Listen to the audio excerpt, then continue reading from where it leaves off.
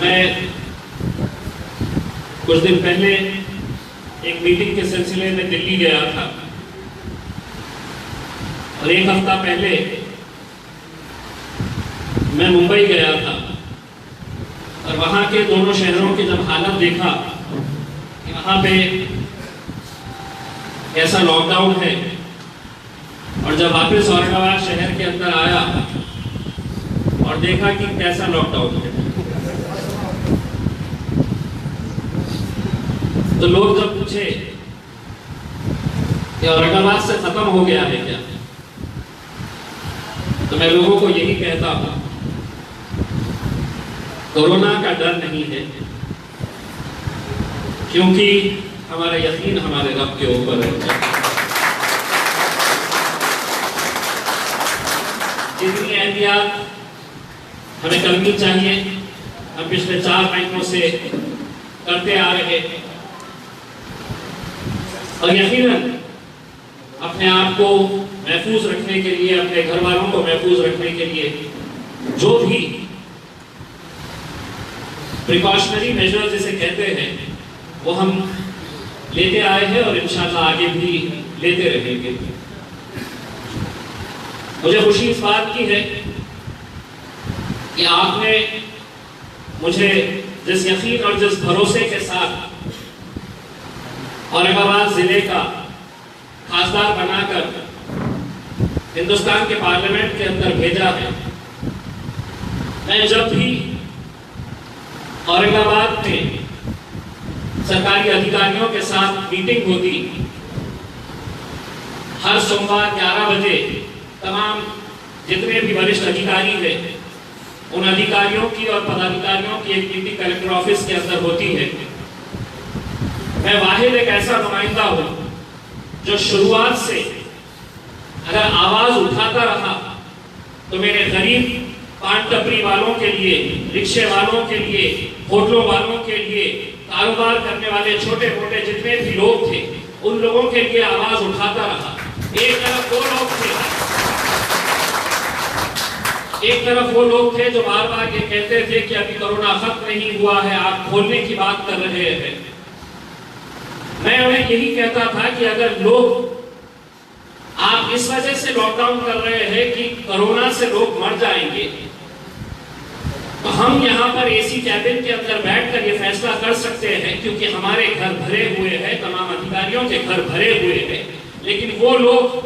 जो दिन में मेहनत करके रात में जिनके घर का चूल्हा जलता है उन लोगों के बारे में फिक्र कौन करेगा।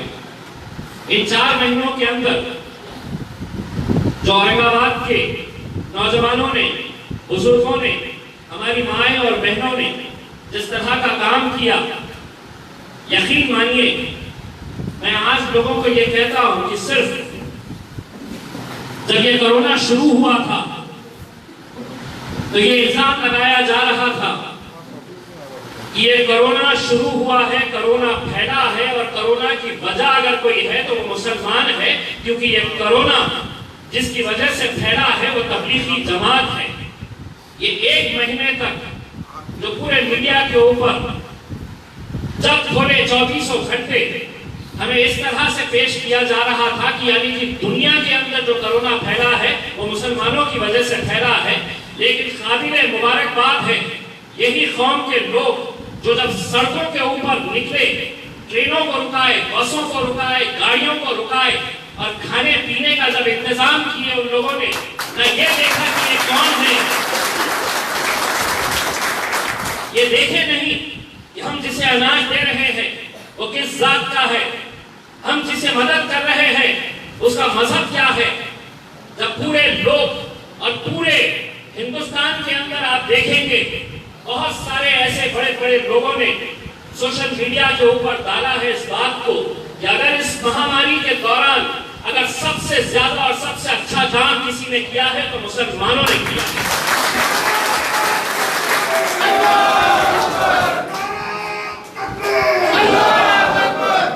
दोस्तों मेरे कहने का मतलब यह है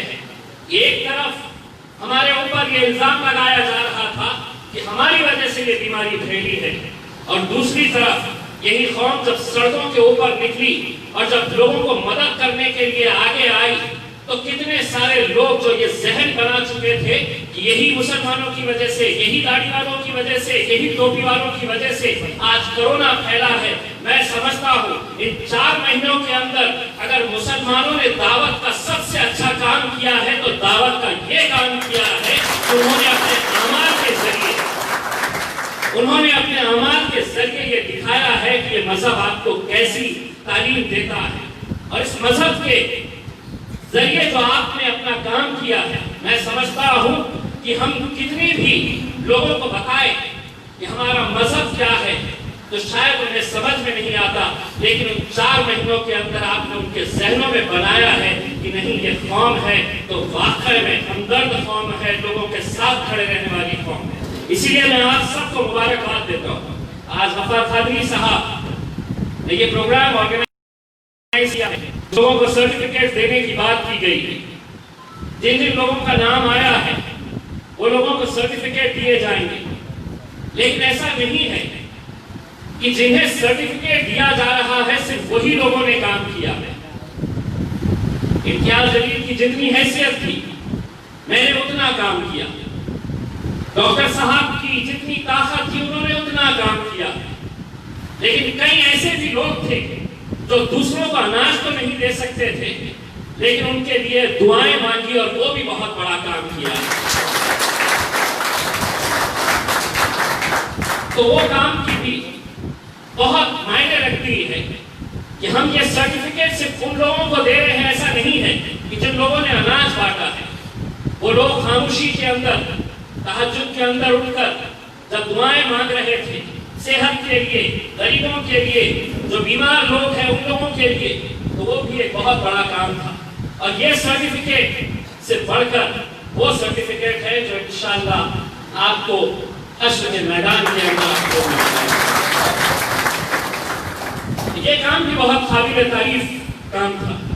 ये सर्टिफिकेट्स यकीनन लोगों की हौसला अफजाई के लिए होते हैं, लोगों की पीठ थपथपाने के लिए होते हैं। जाने अनजाने में हो सकता है कि डॉक्टर साहब से भी 8-10 नाम छूट गए होंगे, हो सकता है कि मेरे से भी कुछ नाम छूट गए होंगे, क्योंकि उस वक्त के हालात ऐसे थे कि ये जरूरी नहीं है कि इम्तियाज जलील अपनी दुआ बैंक के जरिए अपने ऑफिस के अंदर जो काम कर रहा है वो दिख रहा है, लेकिन अगर कोई शख्स अपने घर में एक्स्ट्रा 4 रोटी बनाया है और अपने पड़ोस को खिलाया है तो सर्टिफिकेट का हकदार वो भी। और ऐसे अल्हम्दुलिल्लाह बहुत सारे लोग थे, अनगिनत लोग थे जिन्होंने ये काम को अंजाम दिया है। कई लोग हमने खुद ने भी ये देखा और हमने खुद ने भी ये कहा था कि हमारी तालीम, हमारा मजहब ये कहता है कि अगर आप दाएं हाथ से अगर किसी की मदद कर रहे हैं तो बाएं हाथ को पता नहीं चलना चाहिए। कई लोगों ने खामोशी के अंदर भी बहुत अच्छा काम किया, वो भी मुबारकबाद के हकदार हैं। मैं आप तमाम नौजवानों की जितनी तारीफ करे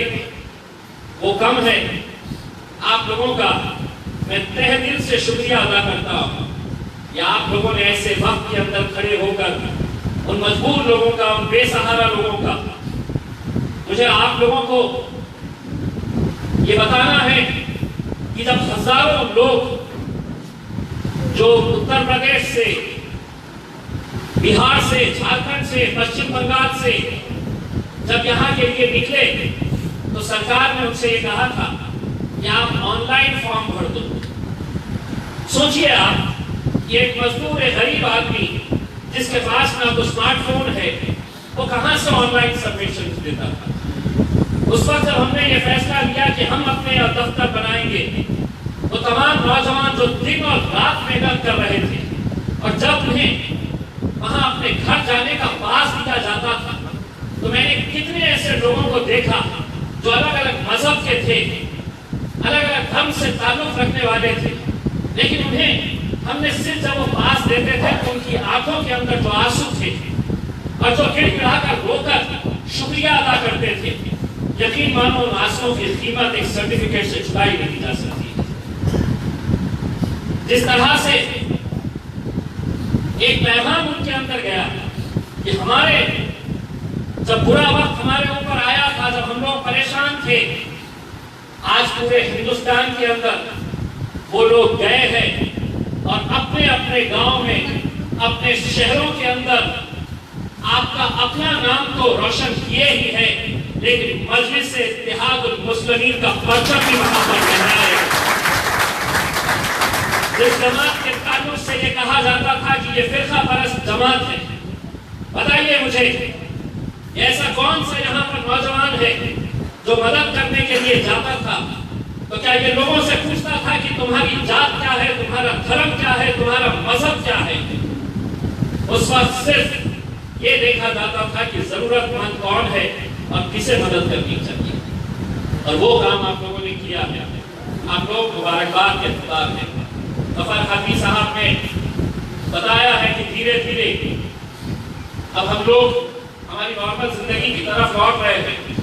हालांकि सरकार तो कह रही है कि नहीं अभी भी बंद करेंगे, तो हम तो सरकार से ये कहेंगे अगर सोच रहे हैं बंद करने का तो पूरा महाराष्ट्र बंद करो, औरंगाबाद बंद नहीं होगा।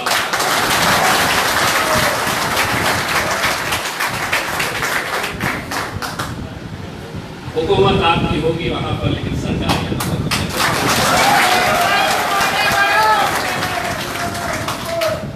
तो डॉक्टर साहब ने दो चार बातों के ऊपर तवज्जो आप लोगों की दिलानी चाहिए, जिसमें एक मुद्दा जो मेरे भी बहुत दिल के करीब है वो है वक्फ की जमीनों का मामला।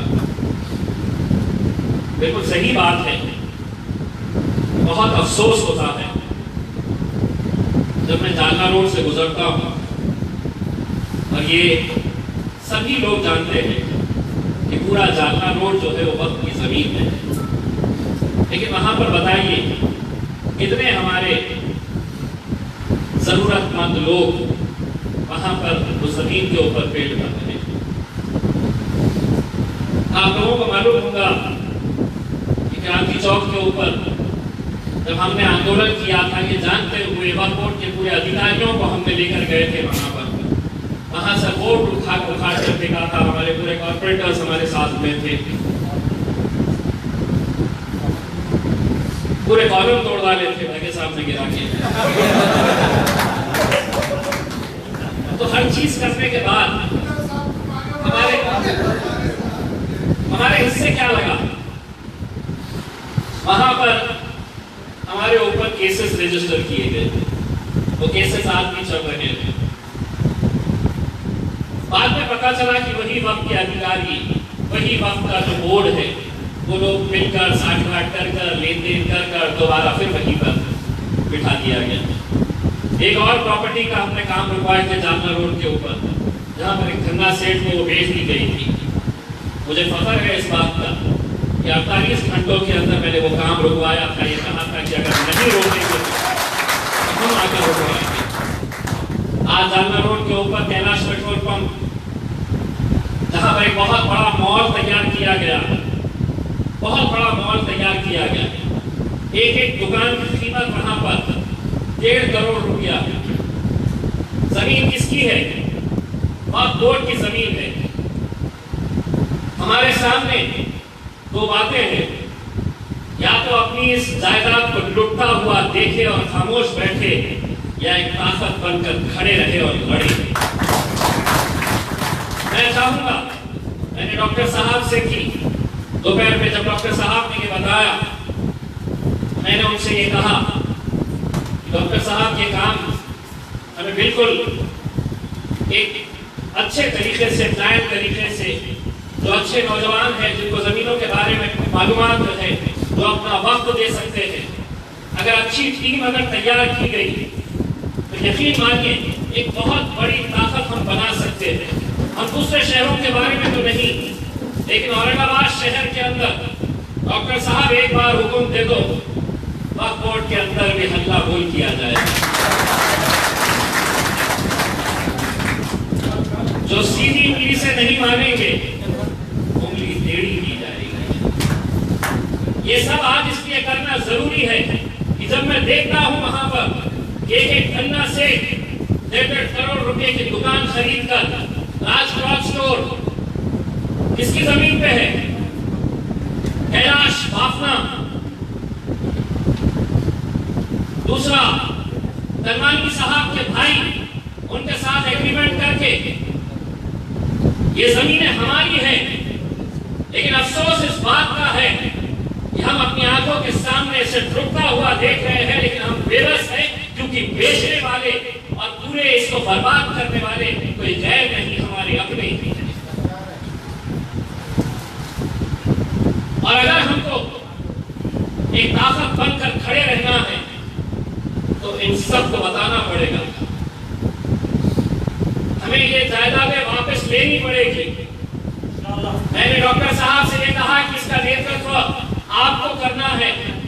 क्योंकि आपको जमीनात के बारे में मालूमात ज्यादा है, अपना तो 20-35 का भी प्लॉट नहीं है।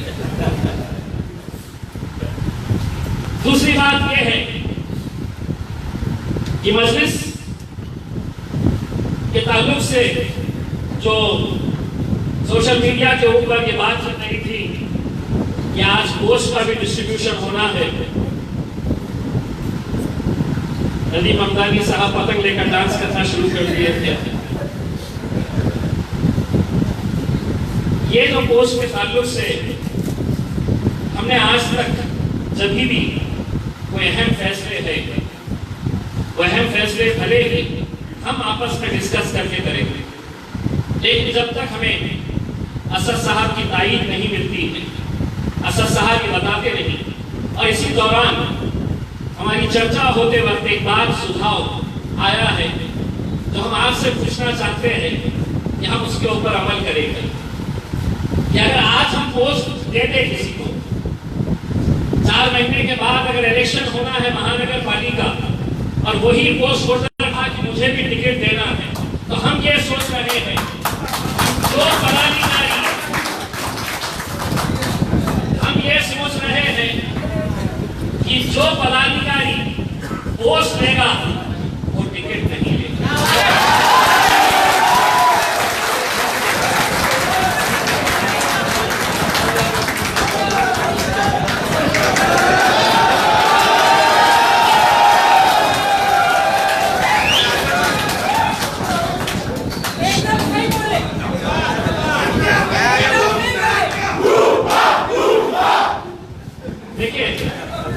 देखिए मजलिस से इस्तेहार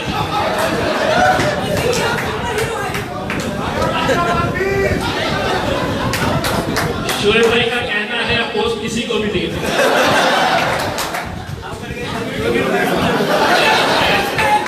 देखिए, मैं एक बात आपको ये बताना चाहता हूँ कि हो सकता है कि कल हम अगर किसी को मजलिस का शहर अध्यक्ष बनाते हैं या जिला अध्यक्ष अगर हम बनाते हैं तो उस शख्स को ये बात समझनी चाहिए कि एक कॉर्पोरेटर से कहीं ज्यादा पावरफुल वो पोस्ट है जो वो होल्ड करेगा। लेकिन अगर सभी ने कहा कि नहीं पोस्ट भी मुझे ही मिलना और टिकट भी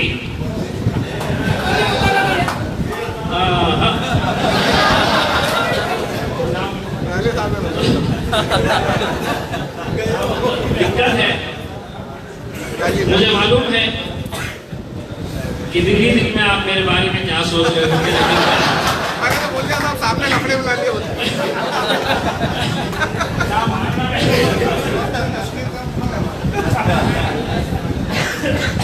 अगर ये फैसला लिया नहीं गया है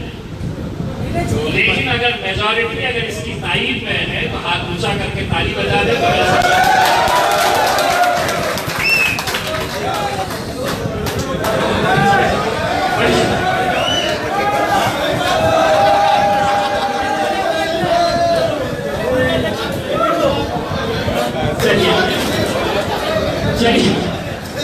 चलिए बैठिए। देखिए मुझे मालूम है कि मजलिस में अल्हम्दुलिल्लाह हैदराबाद के बाद अगर सबसे बड़ी ताकत पूरे हिंदुस्तान के अंदर अगर मजलिस सबसे ज्यादा ताकतवर कहीं बनी है तो मेरे ये दयूर नौजवानों की वजह से औरंगाबाद शहर के अंदर आप लोगों की ही मोहब्बत है, आप लोगों का ही जज्बा है और आप लोगों की ताकत है। एक ऐसी ताकत आप लोगों ने सामने पेश किए हैं कि जहां पूरे मुल्क के अंदर लोग सोच नहीं सकते थे कि एक खासदार महाराष्ट्र से चुनकर आ सकता है, तो आप तमाम लोगों की वजह से आपने उसको भी मुमकिन कर दिया। इस ताल्लुक से सलीम सहारा साहब मायूस मत होइए। मैं इसके बारे में थोड़ा सा हम और इसके बारे में डिस्कस करके डॉक्टर साहब की इजाज़त अगर रही तो इंशाल्लाह हम कोशिश करेंगे कि एक हफ्ते के अंदर औरंगाबाद की बॉडीज भी हम डिक्लेयर कर देंगे। लेकिन जिस तरह से डॉक्टर साहब ने मिसरवाड़ी की एक मिसाल दी है कि मांगने वाले बहुत हैं और मांगना भी चाहिए, इसमें कोई बुरी बात नहीं है कि मैंने मेहनत की है, मैं आया हूँ इस पोस्ट के लिए, मुझे मिलना चाहिए। लेकिन जो मिसरवाड़ी के तमाम कैंडिडेट्स ने जिस बात का मुजाहरा किया, मैं चाहूँगा आप लोग भी, नाराजगी होती है, लोगों को लगता है कि नहीं इसे मिलना चाहिए था, लेकिन वही पार्टी आगे बढ़ती है जो अपने खायद को खायद मानकर चलती है। उनके फैसलों के ऊपर लब्बैक कहती है, तभी हम आगे जाएंगे। और आप लोगों ने हमेशा लब्बैक कह के हमें ताकत दी है, हमें सहारा दिया है, इसीलिए यहाँ पर इतनी बड़ी ताकत बनकर हम यहाँ पर आए हैं। ये आप लोगों को तय करना होगा कि पार्टी जिस किसी के ऊपर हाथ रखेगी, आप सबको लब्बैक कहना होगा। मैं ये बात आप लोगों से अपन गुजारिश करना चाहूँगा कि आने वाले कुछ दिनों के अंदर जैसे जैसे मामला खुलेगा, डॉक्टर साहब अपनी एक टीम तैयार कर लेंगे वक्फ बोर्ड के ताल्लुक से। लेकिन एक बड़ा धरना हम इंशाअल्लाह वक्फ बोर्ड के लिए, वक्फ बोर्ड की ज़मीनों को वापस लेने के लिए औरंगाबाद के अंदर एक बड़ा धरने का हम आयोजन करेंगे। पंचकी के पास हम ये करेंगे।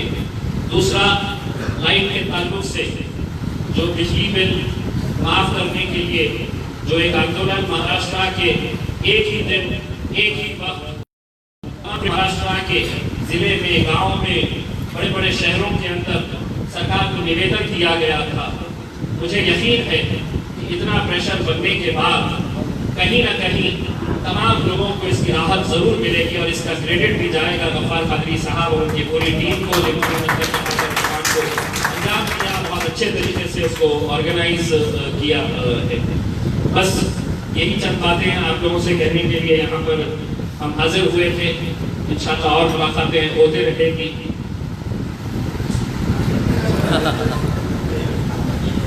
कुछ देर पहले जिनके चेहरे खिले हुए थे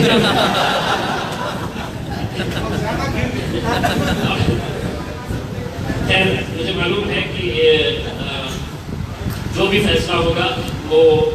पार्टी के हक में होगा, पार्टी के बेहतरी के लिए होगा, पार्टी को मजबूत करने के लिए ये फैसला लिया जाएगा। एक सवाल लोगों के मन में ये आ सकता है, इम्तियाज भाई आप भी तो महाराष्ट्र के प्रेसिडेंट हैं, आप भी तो खासदार बन गए हैं, आप यकीन मानिए पिछले 3-4 साल से या उससे भी ज़्यादा का वक्त है कि असद साहब मुझे ये बार बार कहते थे कि महाराष्ट्र की जिम्मेदारी लेना है। और उस वक्त मैं ये कहता था कि नहीं साहब, मैं औरंगाबाद का MLA हूँ और मैं अगर अपनी पोस्ट के साथ इंसाफ नहीं कर पाया, वक्त नहीं दे पाया, तो कोई मतलब नहीं है कि मैं ये पोस्ट ले लूँ सिर्फ नाम के लिए। लेकिन जब MP बना तब असद साहब का हुक्म आया कि नहीं आपको ये जिम्मेदारी लेना है, तब मैंने इसलिए कबूला कि मुझे मालूम था